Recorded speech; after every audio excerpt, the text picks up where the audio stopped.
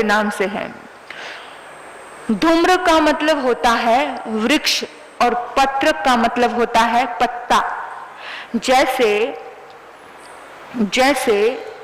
वृक्ष से पत्ता टूट जाता है, ऐसे ही ये जिंदगी भी एक दिन टूट जाएगी। भगवान महावीर ने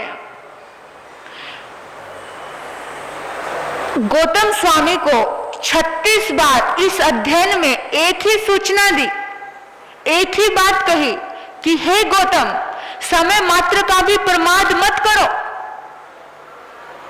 इसके दो कारण हो सकते हैं।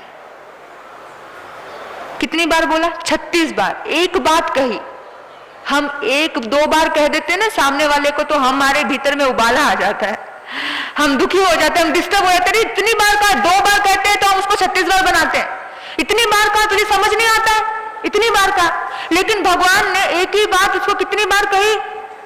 कितनी बार कही? 36 बार कही।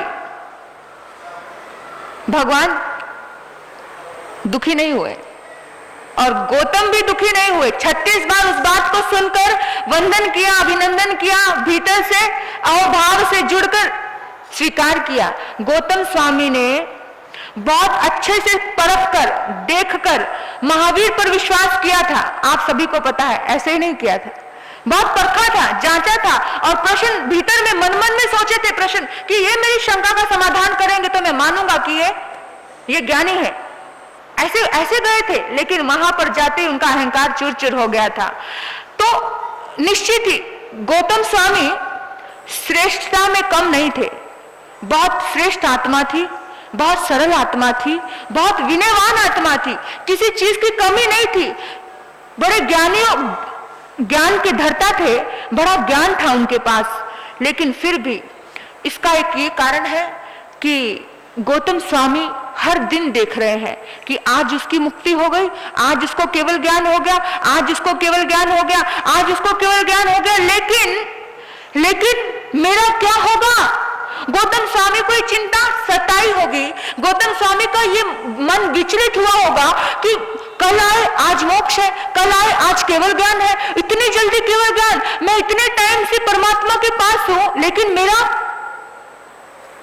तो उस टाइम में भगवान ने कहा कि तू पूरा सागर तो पार कर गया है, लेकिन किनारे पर आकर अटका है, मेरे से मोह करता है, मेरे से मोहब्बत करता है, मेरे से प्यार करता है। ये मोह तेरी अटकाव का कारण है।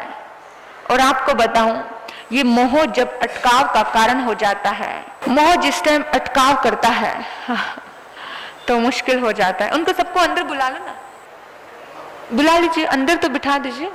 हाँ, उनको थोड़ा ये नहीं लगेगा कि मुझे इंतजार करना पड़। हाँ, ओके।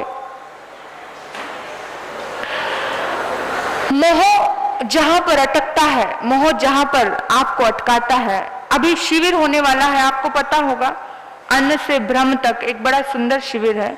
तो उनके सारे सदस्य यहाँ आए हैं, आप सभी को सुनना है। एक ये रीजन है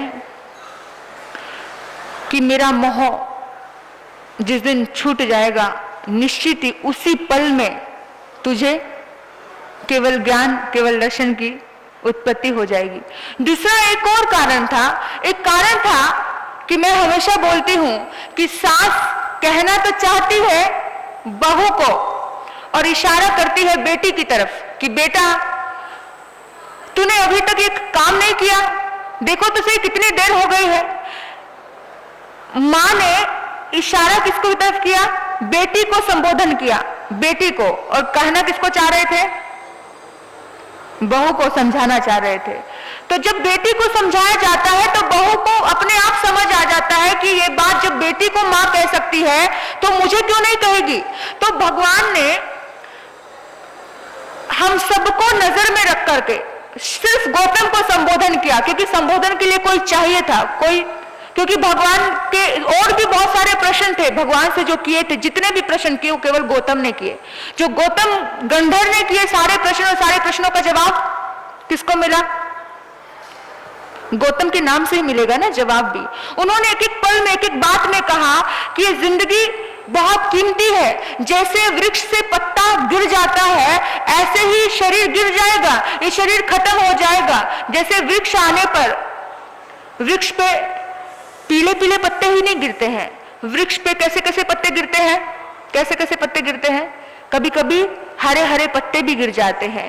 झरते पत्ते कहते ऐ वृक्ष चले हैं हम, अब मिलना कब होगा, अंदर उठता सरगम, कोई आए कोई जाए, यह वृक्ष का फरमाना, दुनिया में आकर तो आखिर है चले जाना। बोला है कि परमात्मा ने कि हे भव्य जीवो समझो कि एक न एक दिन तो जाना है, आकर के जाना है, यहाँ दिल मत लगाना, यहाँ पर हमेशा के लिए जमकर मत बैठ जाना कि लाइफ टाइम यहीं पर बैठना है। पानी में डूबोगे तो मृत्यु निश्चित है, भक्ति में डूबोगे तो मुक्ति निश्चित है। तो थोड़ा सा भक्ति के लिए समय निकालिए। यही बोला है कि प्रमाद मत कीजिए। एक इंद्रिय जीव में जाओगे असंख्यात समय वहां रहना पड़ेगा, वनस्पति में जाओगे असंख्यात समय वहां रहना पड़ेगा। यही वाक्य बोले हैं कि आप बेंद्रिय में जाओ, तेंद्रिय में जाओ तो असंख्यात समय वहां लगाने पड़ेंगे। कुछ पता नहीं चलेगा कब जिंदगी में कब आप वहां अटक जाओ, वहां भटक जाओ। आज सौभाग्य है आपका कि आपको मनुष्य जन्म मिला है और देखते देखते आपके बाल सफेद हो गए। देखते देखते ये सारा का सारा विवरण इस अध्ययन में है कि देखते देखते आपकी आंखों पे चश्मा आ गया, देखते देखते आपके दांत झड़ गए और देखते देखते सब कुछ बदल गया। जवानी से बुढ़ापा आ गया। समय मात्र का प्रमाद मत कीजिए, अपनी जिंदगी को सार्थक कीजिए। टाइम इज मनी, समय बहुत कीमती चीज है, मनी से भी कीमती है। मैं तो कहती हूं मनी से भी कीमती है। पैसा तो फिर भी कमा लोगे आप, लेकिन समय दोबारा नहीं आता, एक बार लौट जाता है। तीर से निकला हुआ कमान दोबारा नहीं आ सकता, मुंह से निकले हुए वचन दोबारा नहीं आ सकते। इसी तरह से एक बार जब समय निकल जाता है तो दोबारा वो समय वैसे उसी रूप में आपको नहीं मिल सकता। तो जिस चीज में आप अपनी जिंदगी देते हो वो बहुत बड़ी चीज है।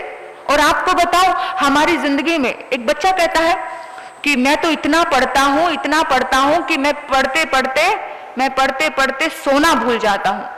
एक बच्चा कहता, 3 बच्चे बात कर रहे थे कि मैं इतना पढ़ता हूं मैं पढ़ते पढ़ते खाना भूल जाता हूं। तीसरा बच्चा कहता, अरे तुम क्या बात करते हो, मैं तो इतना पढ़ता हूं कि मैं पढ़ते पढ़ते परीक्षा देना ही भूल जाता। वैसी स्थिति हमारी हो रही है। हम तो समय को सार्थक करना भूल जाते हैं। थोड़ा सा फालतू कुछ हो जाए तो हमें खटकता है ना, लेकिन हमारा समय, हमारी जिंदगी व्यर्थ जा रही है और हम सत्संग में समय को नहीं लगा रहे हैं तो हमें खटकता नहीं है। एक छोटी सी बात कह के मैं अपने वक्तव्य को विराम देती हूँ, क्योंकि समय बहुत कीमती है। जो लोग आए हैं उनके लिए भी समय बहुत कीमती है। एक राजा अपनी यात्रा के लिए जा रहा था और उधर से एक भिखारी भी अपनी यात्रा करता है। कैसी यात्रा करता है? भीख मांगता है। तो भिखारी ने सुबह से शाम हो गई लेकिन अभी तक भीख नहीं मिली। सुबह से शाम हो गई, अब बेचारा मुंह लटका के बैठा है। अब दूसरे भिखारी जब शाम को मिले तो उसने कहा कि तुझे कुछ नहीं मिला? बोला नहीं, मुझे तो कुछ भी नहीं मिला। तो अब क्या? बस उसको दया आ गई दूसरे भिखारी को कि आज मुझे ना 2 मुट्ठी चावल मिले हैं, तो चल 1 मुट्ठी चावल तू ले ले और 1 मुट्ठी चावल मेरे पास होगा, दोनों का गुजारा हो जाएगा, आज का पेट तो भरेगा। तो उसने 1 मुट्ठी चावल ले ली, वो खुश हुआ और अपने घर जाने लगा। और जैसे ही घर जाने लगा तो राजा भी अपनी यात्रा पे निकला था, तो राजा बीच में मिल गया। उस भिखारी को थोड़ा अच्छा लगा कि चलो राजा मुझे देखकर कुछ देगा, लेकिन आज तो बिल्कुल उल्टे पानी जाने वाला उल्टी गंगा बहने लगी। राजा ने ही उस भिखारी के चरणों में बैठ करके कहा कि मुझे कुछ दे दो। वो हैरान हो गया कि अरे राजा, मैंने तो सोचा था मुझे दे गए, ये तो जिस नगरी का राजा ही भिखारी से मांगे, वो उस नगरी में भिखारियों को कहाँ कुछ मिलेगा।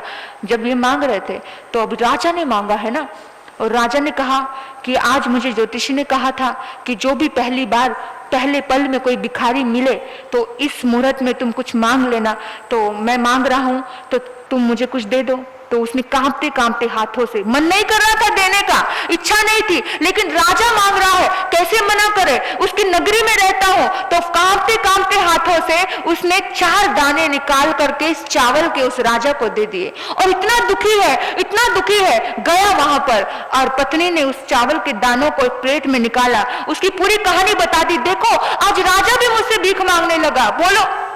उसने देखा, हैरान हो गए, 4 दाने सोने के हो चुके थे, जो 4 दाने दिए थे वो सोने के हो गए। उसकी पत्नी ने कहा अरे गजब हो गया, सोने के हो गए हैं दाने। बोला जाओ सारे चावल देकर आ जाओ, सारे चावल देकर आ जाओ, हमारे सारे चावल सोने के हो जाएंगे। और वो लेकर गया मुट्ठी भर करके और कहा कि ये लीजिए, ये सोने के बन जाएंगे, आप ले लीजिए। राजा ने कहा वो मुहूर्त विशेष मुहूर्त था, उसी मुहूर्त में मुझे वो दान लेना था, अब मुहूर्त निकल चुका है, अब कोई फायदा नहीं, अब मुझे दान नहीं चाहिए। वो आया, रोता हुआ आया अपनी पत्नी के पास और कहा कि मेरी जिंदगी तो पूरी की पूरी गई भैंस पानी में। बोला क्या यही हुआ, क्या हुआ, अभी वो मुहूर्त निकल चुका है, वो समय नहीं रहा। अगर वक्त आते ही उस अवसर को जान लेते, समझ लेते, भीतर से जागृत हो जाते और दे देते, पता नहीं कब क्या सोचकर कोई गुरु तुम्हें कुछ आदेश देता है किसी चीज का, लेकिन तुम अपनी बुद्धि लड़ा लेते हो, जैसे उस भिखारी ने लड़ाई ना, ऐसे ही क्या सोचकर क्या समझ करके तुम्हें कोई संत आदेश देता है कि तुम ये करो, कुछ भीतर से प्रेरणा जागती है आदेश देने का, तभी तो देता है, लेकिन भीतर से एक बुद्धि लड़ा ली और उस समय को आप चूक जाते हो, लेकिन उसके बाद तुम कर भी दो, पर वो चीज वो वक्त निकल चुका होता है, वो समय निकल चुका होता है। और समय मात्र का भी प्रमाद मत करो। ये परमात्मा ने कहा कि जो वक्त जिस अवसर में जिस क्षण में आता है, उस क्षण में आप सभी जागोगे तो आपका कल्याण होगा। परमात्मा ने कहा समय मात्र का भी प्रमाद मत करो, टाइम इज मनी। तो खनंग जानहि पंडिये, जिसने क्षण को जाना, जिसने समय को जाना वो पंडित होता है। क्षण कौन सा, ये घड़ी का टाइम एक एक मिनट आगे जा रहा है वो नहीं, अपनी जिंदगी का पल, अपनी जिंदगी के क्षण। केवल ये मत देखिए 11 बज गए 12 बज गए, अपनी जिंदगी में मैंने उन पलों में क्या सार्थक किया, उन पलों को जानेंगे तो जिंदगी के पल व्यर्थ नहीं जाएंगे, सदगति को आप प्राप्त करेंगे। समय मात्र का भी प्रमाद मत कीजिए।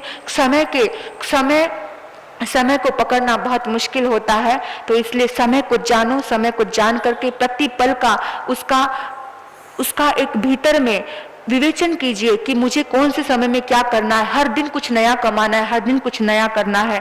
तो इन्हीं सद्भाव से जो गौतम को परमात्मा ने कहा, वो सारी बातें गौतम को ही नहीं की, अपितु हम सबको कही है कि क्षण मात्र का प्रमाद मत करना। ये मनुष्य जन्म मिला है, ये शरीर जिन शीर्ण होता जा रहा है। हे गौतम, तुम महासागर को पार कर चुके, थोड़े से किनारे पर पहुंचे हो, इसलिए क्षण मात्र का भी प्रमाद मत करो। और कहते हैं कि भगवान गौतम गंधर बुद्धस निस्सस भाष्यंग, ये अर्थ को जान करके, समय को जान करके, समझ करके, वो भगवान की जिनवाणी सुन करके सिद्ध बुद्ध मुक्त हो जाते हैं।